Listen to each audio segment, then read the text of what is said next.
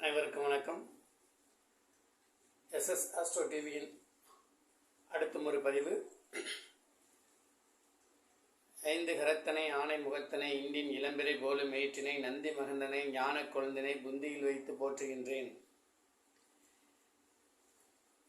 எனக்கு ஜோதிட ஆர்வத்தை தூண்டிய எனது மானசீக குருநாதர் ஜாதக அலங்காரம் கீரனூர் நடராஜன் ஐயா அவர்களை வணங்கி, அடிப்படை ஜோதிடத்தை இணைய வழியாக கற்றுக் கொடுத்த திருப்பூர் ஜி.கே. ஐயா அவர்களையும் அவர்களோட அட்மின் அஸ்ட்ரோ தங்கலட்சுமி அக்கா அவர்களையும், தற்போது உயர்நிலை கற்றுக் கொடுத்துக் கொண்டிருக்கும் எங்களை போன்ற மாணவர்களுக்கெல்லாம் ஆதித்தனாக திகழும் ஜோதிட கிளையர் ஐயா குருஜி அவர்களையும் வணங்கி,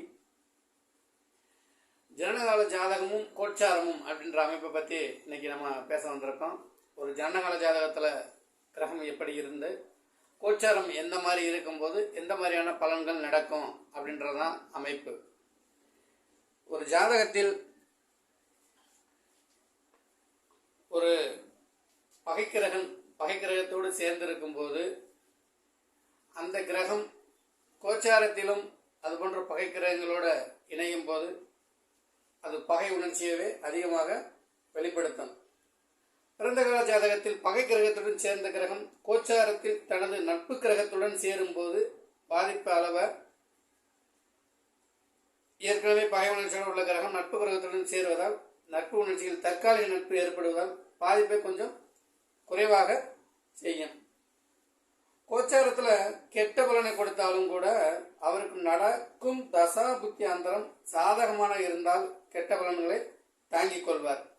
கோச்சாரம் கெட்ட பலனை கொடுக்கும் போது அவருக்கு நடந்த தசாபுத்தி அந்தரம் சாதகமாக இல்லையெனில் அவருக்கு நடந்த கெட்ட பலன் தாங்கிக் கொள்ள முடியாத அளவுக்கு அதிகமாக தான் ஆயிடணும். வெறும் கோச்சாரத்தை மட்டும் வச்சு கோச்சாரம் நல்லா இருக்கு, நாம் நல்ல அமைப்புக்கு சென்று விடுவோம் அப்படின்ற அமைப்பெல்லாம் நாம் பெருசாக இது பண்ண முடியாது. நம்மளுடைய ஜனனகால ஜாதகமும் தசாபுத்தியும் சம்பவங்களை ஃபிக்ஸட் பண்ணிடும்.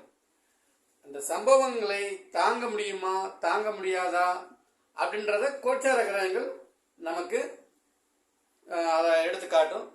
கோச்சாரத்தில் ஜனனகால ஜாதக பலன்களில் கூடுதலாகவோ குறைவாகவோ கோச்சார கிரகம் கிடைக்கும். ஏன்னா அது ஒரு வலுவான அமைப்பில் இப்போ குரு பயிற்சி ஆகிறாரு.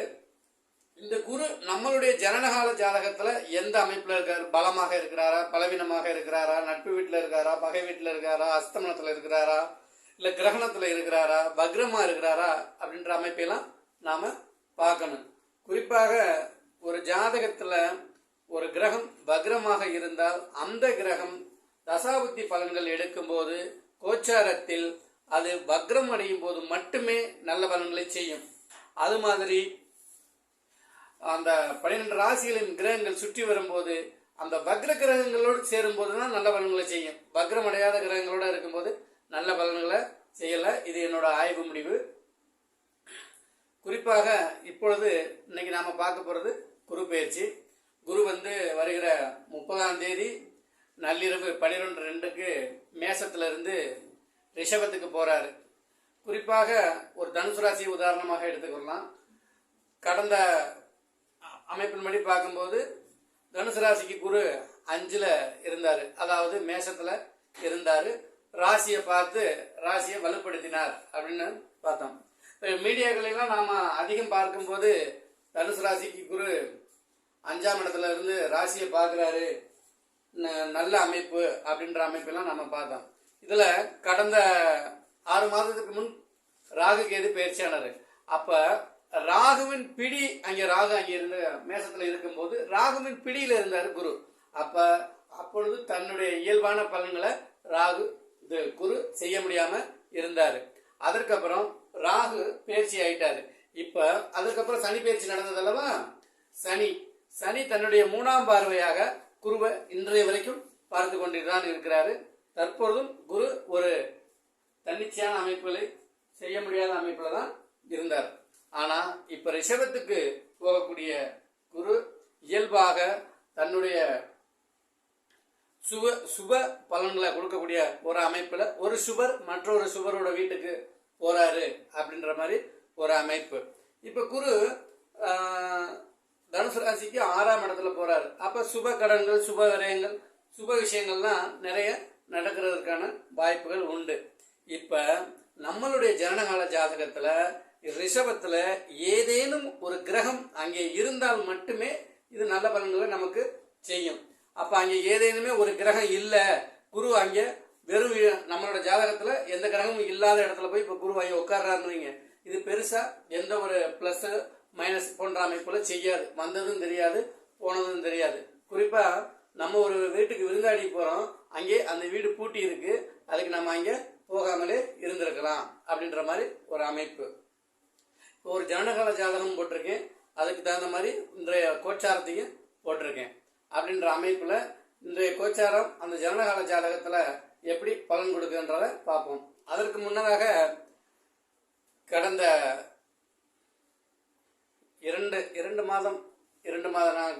இரண்டரை மாத காலங்களாகவே கன்னி லக்னம், கன்னி ராசி, மிதுன லக்னம், மிதுன ராசி, புதன் தசை, புதன் புத்தி, புதன் அந்தரம் நடக்கிறவங்க நிறைய பேருவே நிறைய பாதிப்படைஞ்சாங்க. காரணம் என்னன்னா, புதன் இங்கே நீசமுமாயி ராகுவின் பிடியிலும் இருந்து செவ்வாயின் பிடியிலும் இருந்து சுத்தமா பஸ்டாகி போய் இருக்கக்கூடிய ஒரு அமைப்புல கடந்த 2 மாதங்களாகவே இந்த புதன் தசையோ, புதன் புத்தியோ, புதன் அந்தரமோ அல்லது மிதுனம், கன்னி லக்ன ராசிக்காரர்களுக்கெல்லாம் நல்ல பலனே இல்லை. வருகிற 10ஆம் தேதி புதன் இங்கே மேஷத்திற்கு வந்திருக்கு போகும்போது இதனோட பலன்கள் சற்று மாறுபடும். அதன் பிறகு அவர் குருவோடு இணையும் போது நல்ல பலன்கள்லாம் நடக்கும். கொஞ்சம் மனக்கலக்கங்களை விட்டு வெளியே வாருங்கள். இப்ப இன்னைக்கு இது ஒரு ஜனனகால ஜாதகம். ஜனனகால ஜாதகத்துல இப்போ இது கோச்சாரம். இங்க இருக்கிற குரு இங்க போயிட்டார், அதாவது நாளைக்கு பயிற்சி ஆயிடுவாரு. நாளைக்கு நைட்டு 12 மணிக்கு பயிற்சி ஆகி இங்க வந்துருவாரு. அப்ப இது ஜனனகால ஜாதகம். இப்ப இது ஒரு கும்பராசி. கும்பராசிக்கு 4ல குரு வரப்போறாரு. இப்ப கும்பராசிக்கு 4ல வரக்கூடிய குரு யார் மேல பயணம் செய்ய போறார் அப்படின்னு பார்க்கும்போது சுக்கிரன் மேல, இந்த ஜாதகர்களோட ஜனனகால ஜாதக சுக்கிரன் மேல இந்த குரு பயணம் செய்ய போறார். குரு பொதுவாகவே சுபர்களோடு ஒரு கிரகம் பயிற்சியாகி போகும்போது, குரு சுக்கிர புதன் வளர்பிறை சந்திரனோட அமைப்புல போகும்போது 40% நல்ல பலனையே செய்யும் அப்படின்றது பொதுவான விதி. அதுல எந்த ஒரு மாற்று கருத்துமே இல்லை. இப்ப 4ஆம் இடமான சுகஸ்தானத்துக்கு குரு போறார். அப்ப 4ஆம் இடமான குரு சுகஸ்தானத்தில் போகும்போது வீடு, வண்டி, வாகனம், தாயார் அமைப்புகள், ஒரு சொகுசான அமைப்புகளை அந்த ஜாதகருக்கு கொடுக்க கடமைப்பட்டிருக்கிறார் 4ஆம் பாவகத்துல. ஆனா பாருங்க, ஜாதகருக்கு நடப்பதோ சனி தசையில, மன்னிக்கணும், ராகு தசையில சனி புத்தி சுக்கிரனோட அந்தரம் நடக்குது. அப்ப இந்த சுக்கிரனோட அந்தரம் நடக்கும் வரைக்கும் காலகட்டங்கள் மட்டும் இந்த ஜாதகருக்கு சற்று நன்றாகவே இருக்கும். என்னதான் இருந்தாலும் தற்போது இந்த ஜாதகருக்கு சென்ம நட்சத்திரத்துல சனி போய்கிட்டு இருக்க அமைப்புல இந்த குரு பயிற்சி பெருசா எந்த ஒரு பலன்களையும் பெருசா இவருக்கு செஞ்சிடாது. நம்மளோட ஜனனகால ஜாதகத்துல நடக்கிறது அவயோக தசை நடந்துருக்கு. ராக தசையில சனி புத்தி ரெண்டுமே பாவத்துவமாக தான் நடக்குது. அப்ப இந்த குரு பயிற்சி சற்று ஆறுதலை கொடுக்குமே தவிர பெருசாக எந்த ஒரு மாற்றத்தையும் இந்த ஜாதகருக்கு நன்மையை செஞ்சு விடாது. அது போல வருகிற பங்குனி மாசம், அதாவது 28/3/2025 சனி மறுபடியும் பயிற்சி ஆகி இந்த கும்பராசிலிருந்து மீனராசிக்கு போகும்போது இங்கே இருந்து 3ஆம் பார்வையாக குருவையும் பார்ப்பாரு. அந்த சுக்கிரனையும், ஜனனகால சுக்கிரனையும் பார்க்கும்போது அதற்கப்புறம் அங்கிட்டு ஒரு 3-4 மாத காலங்கள் குரு அங்கே அமர்ந்த 4ஆம் பாவத்தில் மட்டும் நல்ல பலன்களையும் செய்ய மாட்டார்.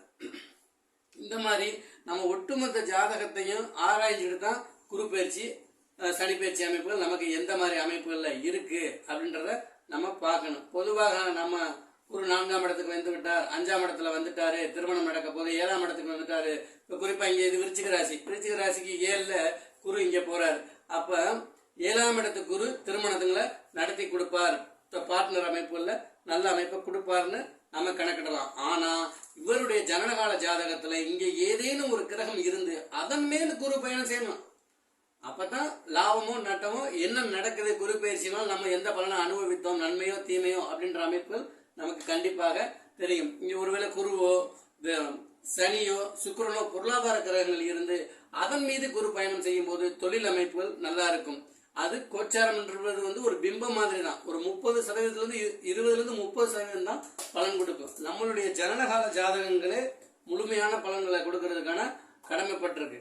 அப்ப இந்த அமைப்புல இருக்கும்போது அதாவது குரு பலம் அப்படின்ற அமைப்புல சொல்லுவாங்க. இப்ப 7ல குரு வந்துட்டாரு, திருமண அமைப்புல செய்யலாம், கண்டிப்பாக திருமண அமைப்புல செய்யலாம். அதற்கு நம்மளுடைய ஜாதகத்தின் தசா புத்தி அமைப்புகள் ஒத்துழைக்கணும். அப்பதான் இந்த குரு பயிற்சி நமக்கு நல்ல பலன்களை கொடுக்கும். வெறும் தோராயமாக குருவை வைத்து மட்டும் கொண்டும் 5ஆம் இடத்துக்கு வந்துட்டார், 7ஆம் இடத்துக்கு வந்துட்டார், 9ஆம் இடத்துக்கு வந்துட்டார், தனவாக்கு ஸ்தானமான 2ஆம் இடத்துக்கு வந்துட்டார்னு நம்ம நல்ல பலன்களை பெருசாக பெற முடியாது. அது மாதிரி இப்ப செவ்வாயும் ராகுவோட கடந்த சனியோட 1 மாத காலங்கள் இருந்து அங்கே முட்டி கொண்டிருந்தாரு. இப்ப நீச்ச புதனோட சேர்ந்து ராகுவை நோக்கி போறாரு. குறிப்பாக மேஷம், விருச்சிகம் ராசிக்காரர்கள், லக்னக்காரர்கள், செவ்வாய் தசை நடப்பவர்கள் இந்த 1 மாத காலகட்டங்கள் கொஞ்சம் கவனமாக தான் இருக்கணும். ஏன்னா அங்கே இயற்கை பாவரான ராகுவுடன் செவ்வாய் போகும்போது அங்கே மோதல் போக்கு நீடிக்கும். அப்படின்ற காரணங்கள்ல இந்த காலகட்டங்களில் நல்ல பலன்கள் நடக்கிறதுக்கான வாய்ப்புகள் குறைவு. குறிப்பாக பல்லுவலி சம்பந்தப்பட்ட பிரச்சனைகள்லாம் வர்றதுக்கான வாய்ப்புகள் இருக்கு. குறிப்பாக கடந்த சனி தசை செவ்வாய் புத்தி நடந்தவர்களும் செவ்வாய் தசை சனி புத்தி நடந்தவர்களும் அந்த பாதிப்பு அந்த கடந்த 1 மாத காலம் உணர்ந்திருப்பாங்க. மீண்டும் ஒரு பதிவுல நாளை நாம பார்க்கலாம். நாளைக்கு பஞ்சாங்க அமைப்புகளை பத்தி ஒரு விரிவாக்கமான ஒரு அமைப்பை நாம சொல்லலாம் இருக்கேன். இந்த ஆண்டு வந்து ராகுகேது பயிற்சி கிடையாது, குரு பயிற்சி நாளை நடக்கிறது. சனி பயிற்சி 28/3/2025 அதாவது பங்குனி மாதம் நடக்கிறது. அப்பொழுது பங்குனியில ஒரு 6 கிரக சேர்க்கையும் மீனராசியில வருது. அது சம்பந்தப்பட்ட அமைப்புகளை பத்தியும் நாளைக்கு பார்ப்போம். வாழ்க ஜோதிடம், வளர்க ஜோதிடர் ஒற்றுமை.